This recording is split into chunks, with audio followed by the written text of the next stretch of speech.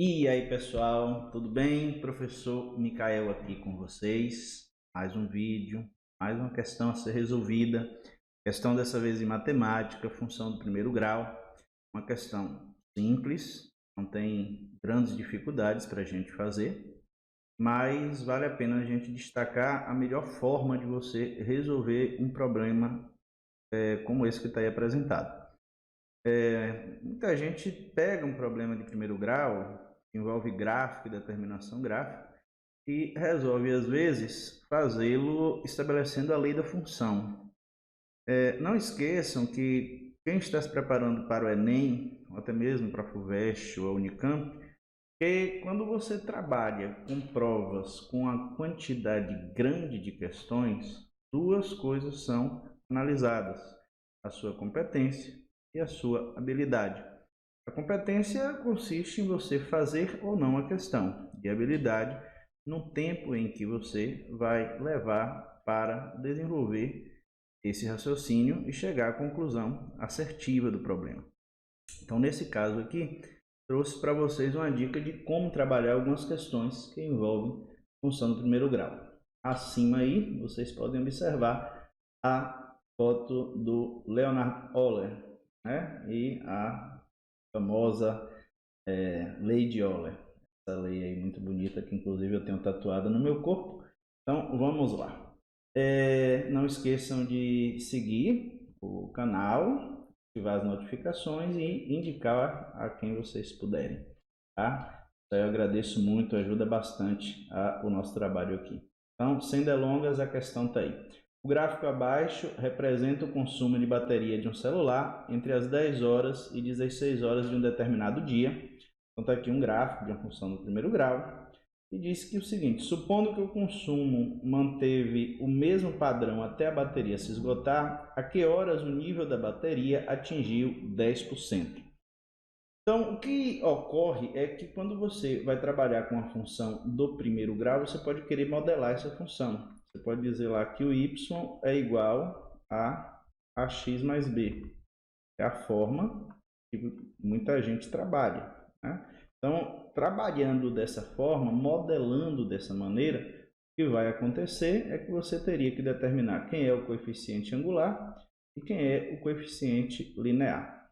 No gráfico, você tem dois pontos bem interessantes aqui e bem fáceis de identificar, que é o ponto de abscissa 12 e ordenada 80, e é o ponto aqui de abscissa 14 e ordenada 60.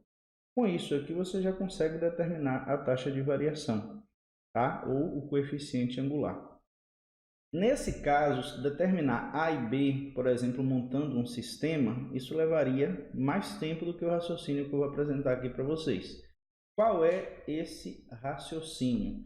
É compreender que na função do primeiro grau, vamos escrever aqui, na função do primeiro grau,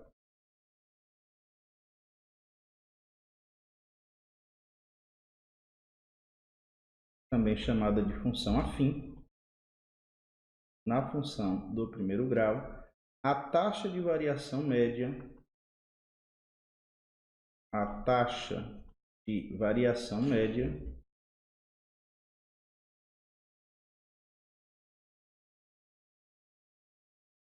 é constante.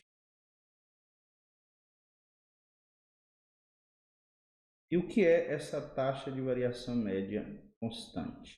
É o próprio coeficiente angular.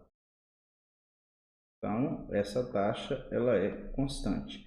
O coeficiente angular é uma taxa de variação média.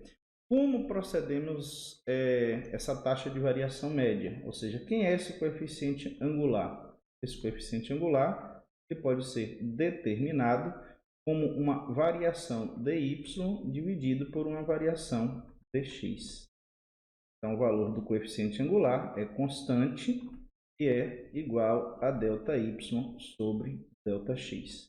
Então, essa é a explicação para a resolução de problemas como esse que aparecem aqui. Inclusive, quando você está trabalhando com problemas lá de conversão de temperaturas em escalas termométricas, você pode utilizar esse princípio aqui, tá? Inclusive é esse que é utilizado para as deduções.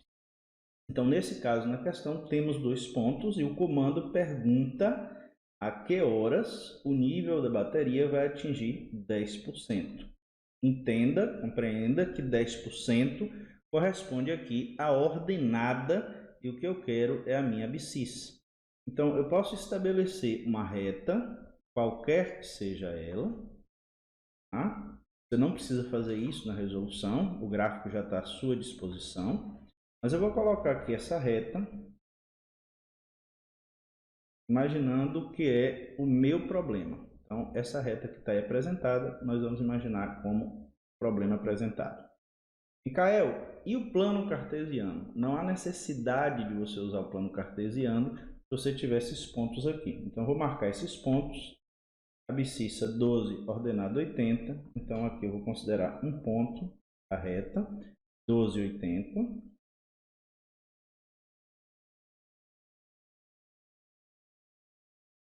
Aqui eu vou utilizar agora outro ponto, que é aquele aqui, ó, 14, que é esse aqui, 14,60. Vou colocar esse ponto aqui, 14,60. Lembrando que em prova não precisaria fazer isso. E o ponto que eu quero é esse aqui, que é um ponto cuja a abscissa é x e cuja a ordenada é 10. E se eu utilizar agora o raciocínio de que a taxa de variação média ela é constante, e aí tem que saber utilizar, tem que estar treinado para isso.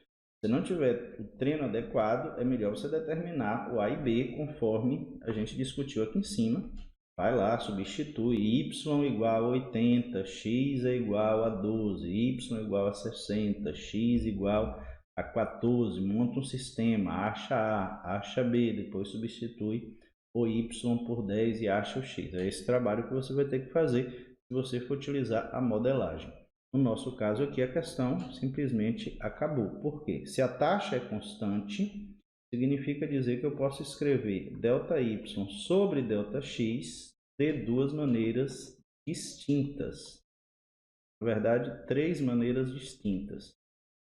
Eu só preciso de 2, de modo que uma delas relacione aqui o x.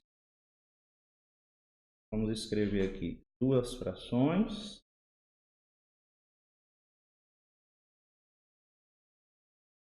Essas 2 razões aí nós vamos utilizar. E agora vamos escrever as nossas taxas de variação. Como assim? Simplesmente fazer ΔY sobre ΔX usando os pontos. Então vai ficar, no primeiro caso, vou começar por esse ponto aqui. Então esse ponto aqui vai ser o primeiro, esse aqui vai ser o segundo, esse aqui vai ser o terceiro. Então vou pegar o 1 e o 2, a ordem é importante, então tem que analisar a ordem. Vai ficar 80 menos 60. 80 menos 60, dividido por 12 menos 14. 12 menos 14. A ordem é importante, preste atenção na ordem. E agora eu pego esse ponto e escolho um dos outros 2 para trabalhar. Qualquer um é indiferente. Por quê? Porque é constante, a taxa de variação é constante. ΔY sobre ΔX. Isso aqui é um valor que não muda, é um valor constante. Então, qual é a outra? Eu vou pegar 10 e 60, vou fazer 60 menos 10. Olha lá, comecei pelo ponto 2, começo também embaixo pelo ponto 2. 14 menos 6. E aqui eu posso fazer a conta, 60 e 80, a diferença aqui é 20. Dividido, 12 e 14 é 2, no caso, menos 2. Menos 2, esse sinal de negativo é importante. Isso é igual, 60 menos 10 é 50, dividido, 14 menos x, nós mantemos aqui 14 menos x. Vamos adiante. Como agora proceder? Fazer os cálculos. Procure fazer os cálculos da melhor maneira possível. Eu vou cortar esse zero com esse. e vou dividir aqui 2 e 2 vai dar menos 1. Perceba que se você quisesse calcular o coeficiente angular, ele está aqui. É esse cálculo, 80 menos 60 dividido por 12 menos 14, que vai dar menos 10. Mas não é esse o contexto. O contexto é achar esse x. Então, no nosso caso aqui temos menos 1 igual a 5 dividido por 14 menos x. Fazendo aqui o produto dos extremos pelos meios, vamos ter menos 14, menos que multiplica menos é mais x, igual a 5. E agora é só resolver essa equaçãozinha do primeiro grau. E aí vamos ter o quê? X igual a 19. 19 horas. Por gabarito. Leia o comando da questão importante. Cheguei no 19. Eu vou procurar ver se é isso mesmo que a questão está pedindo. X igual a 19. E aí, supondo padrão, a que horas? Então, horas, 10 horas, 11 horas, 12 horas, 13 horas, beleza? 19 horas, está aqui a resposta. Então, veja lá, né? Usar a imaginação é muito bom, contudo... Usar a imaginação não pode! Se você utilizar ela de maneira errada, tá? Ou, digamos, com habilidade, não está errado, né? Uma habilidade não tão evoluída, aí o que é que você vai ter? Você vai ter que dar mais tempo na questão. Uma questão, digamos, ela é de tiro rápido, né? Então, isso aqui é uma prova de 100 metros, ser feita de forma rápida, tá? Então, pessoal, questãozinha pronta, resolvida. Deixa aí seus comentários. Qualquer dúvida que tiverem aí quanto à resolução, tá? Vou procurar responder, tá? Forte abraço, até a próxima.